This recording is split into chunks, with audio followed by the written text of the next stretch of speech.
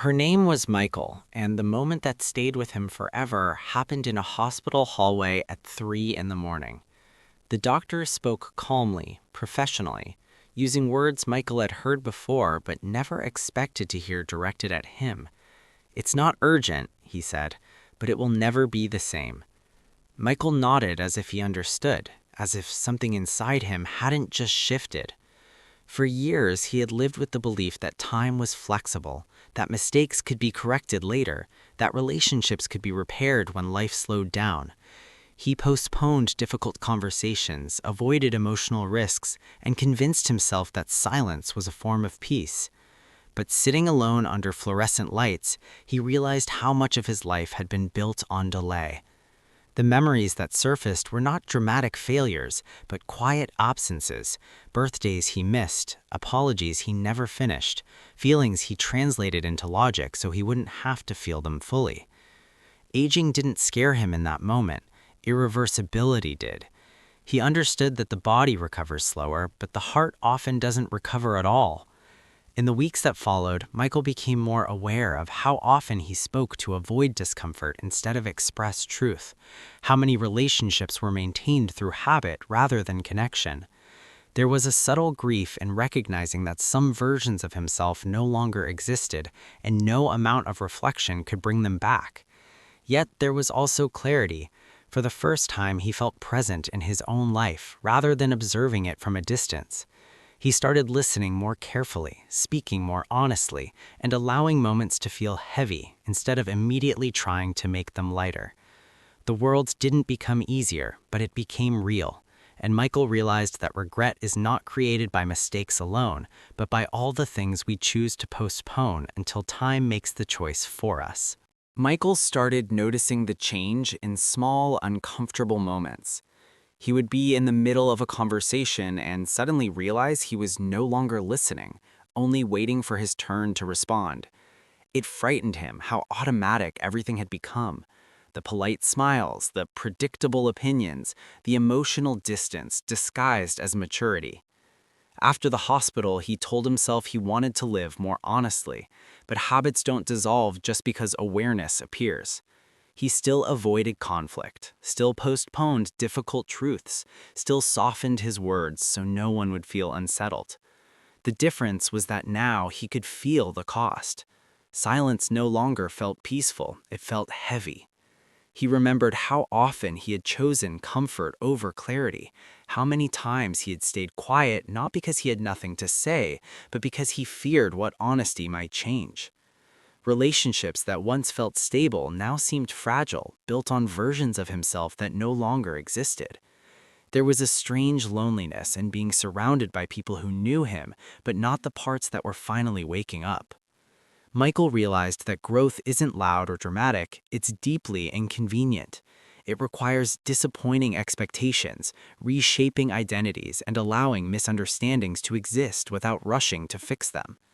Some evenings he sat alone, replaying conversations in his mind, imagining what it would sound like to speak without editing himself.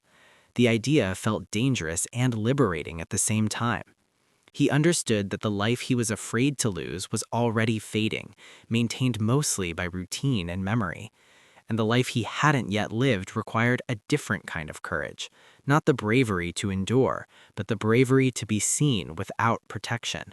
Michael started noticing the change in small, uncomfortable moments. He would be in the middle of a conversation and suddenly realize he was no longer listening, only waiting for his turn to respond. It frightened him how automatic everything had become. The polite smiles, the predictable opinions, the emotional distance disguised as maturity. After the hospital, he told himself he wanted to live more honestly, but habits don't dissolve just because awareness appears. He still avoided conflict, still postponed difficult truths, still softened his words so no one would feel unsettled. The difference was that now he could feel the cost. Silence no longer felt peaceful, it felt heavy. He remembered how often he had chosen comfort over clarity, how many times he had stayed quiet, not because he had nothing to say, but because he feared what honesty might change. Relationships that once felt stable now seemed fragile, built on versions of himself that no longer existed. There was a strange loneliness in being surrounded by people who knew him, but not the parts that were finally waking up. Michael realized that growth isn't loud or dramatic, it's deeply inconvenient. It requires disappointing expectations, reshaping identities, and allowing misunderstandings to exist without rushing to fix them. Some evenings he sat alone replaying conversations in his mind, imagining what it would sound like to speak without editing himself. The idea felt dangerous and liberating at the same time. He understood that the life he was afraid to lose was already fading, maintained mostly by routine and memory. And the life he hadn't yet lived required a different kind of courage, not the bravery to endure, but the bravery to be seen without protection. Michael began to realize that honesty didn't change the world around him as much as it changed the way he saw it. Conversations felt different now, slower, heavier, as if every word carried weight he had ignored for years. He noticed how often people spoke from habit rather than intention, how easily emotions were translated into jokes, distractions, or advice. He saw himself in that pattern and felt a quiet discomfort. For most of his life, he had treated feelings like something to manage, not experience. He analyzed them, explained them, justified them, anything except fully inhabit them. But after everything that had shifted inside him, he no longer wanted emotional efficiency. He wanted depth, even if it came with discomfort. There were moments when he sat across from someone he had known for decades and felt an unexpected distance, not because they had changed, but because he had. The version of himself they remembered no longer existed, and he didn't know how to introduce the new one without disrupting the balance they shared. Aging had made him less patient with performance and more sensitive to pretense. He became aware of how much energy he once spent maintaining consistency, being understandable, predictable, easy to relate to. Now, unpredictability felt closer to truth. He didn't want to impress or reassure anymore. He wanted to be present. Yet presence came with a cost. It meant feeling awkward silences, unanswered questions, emotional ambiguity. Some people leaned in, curious. Others pulled back, uncomfortable. Michael understood then that connection is not lost when people leave. It is revealed. The relationships that survived his honesty felt quieter but more solid, and the ones that faded taught him something equally valuable. Not everyone is meant to know who you become, only who you were. Michael started paying attention to how memory reshapes the past.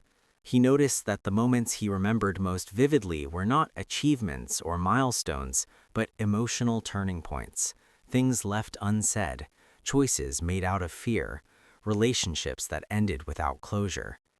It surprised him how little he missed the busy years, the constant movement, the pressure to prove something.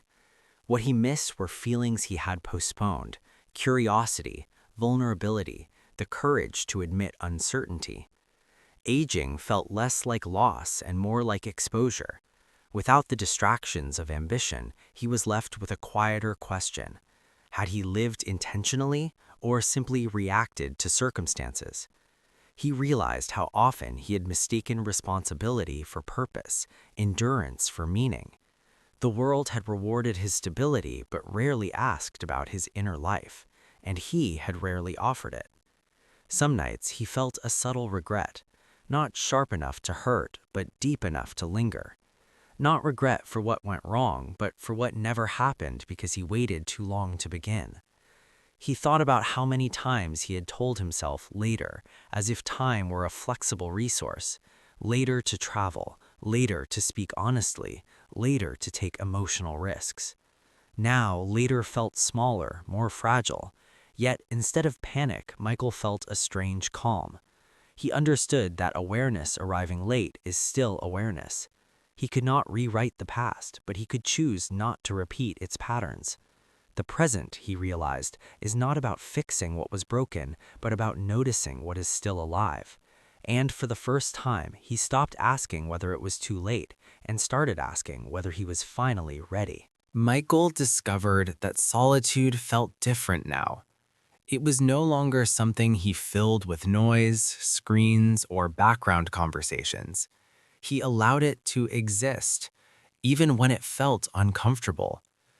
In that quiet, he became aware of how often he had used busyness as a way to avoid himself.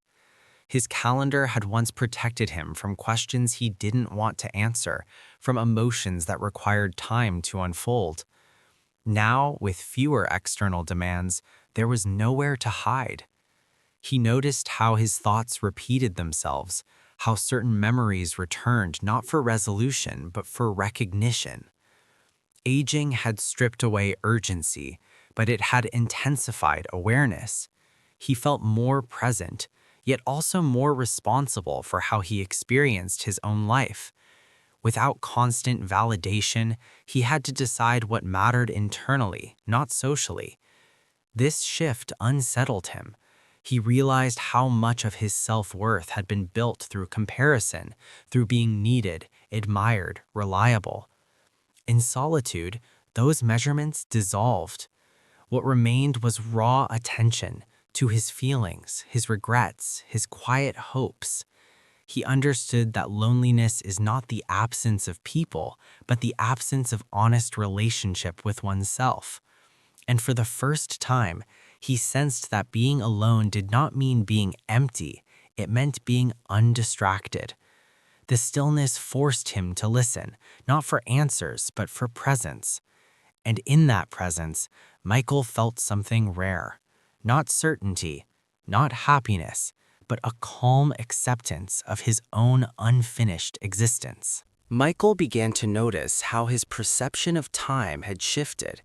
The future no longer felt expansive. It felt precise, not limited, but defined. He stopped making vague plans and started paying attention to what he repeatedly postponed. There was a quiet honesty in admitting that some dreams had expired not because they were impossible, but because he no longer wanted them. That realization was both freeing and unsettling.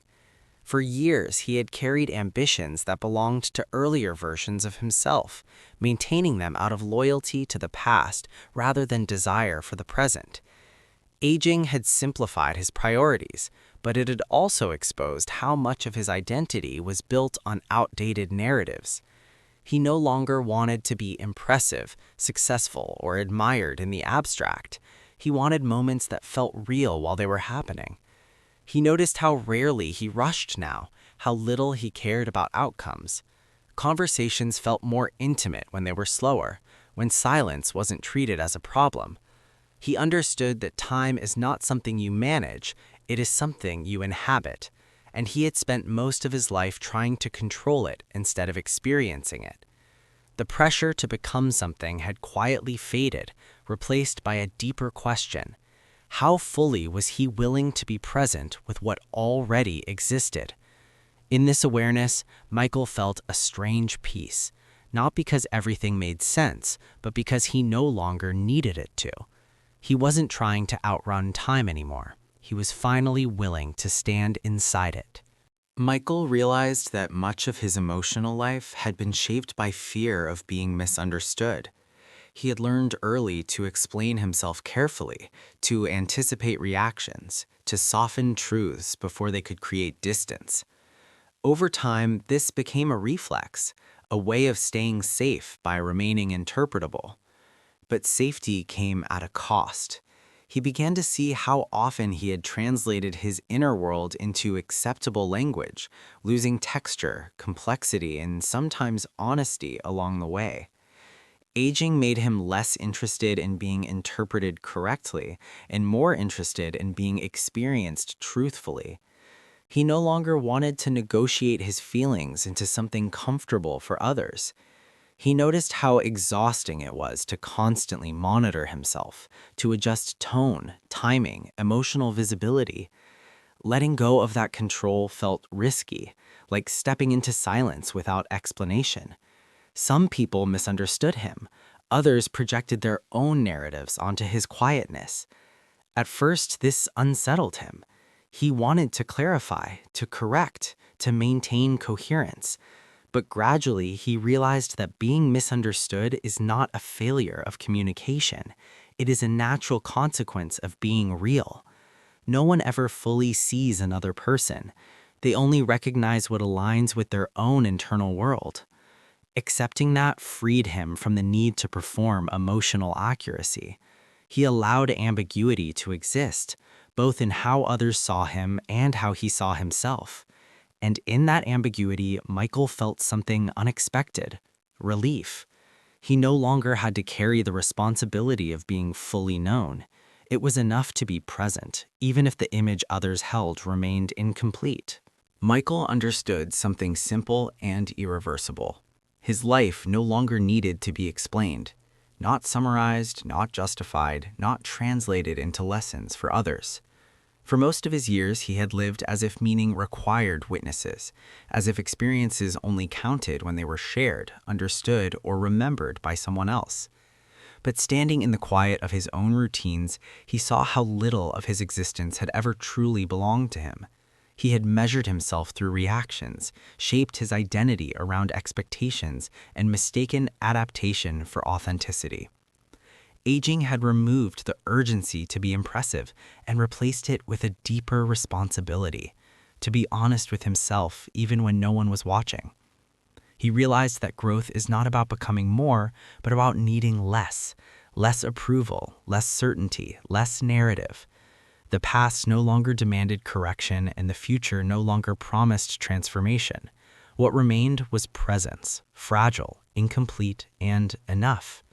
He no longer felt the urge to define who he was. The labels had lost their usefulness. Instead, he paid attention to small internal truths: what felt heavy, what felt light, what required silence instead of explanation. In this acceptance, Michael felt something he had rarely allowed himself to feel before: not happiness, not resolution, but peace without performance. And he understood that the most honest version of his life was not the one that made sense to others, but the one he could finally live without needing it to make sense at all.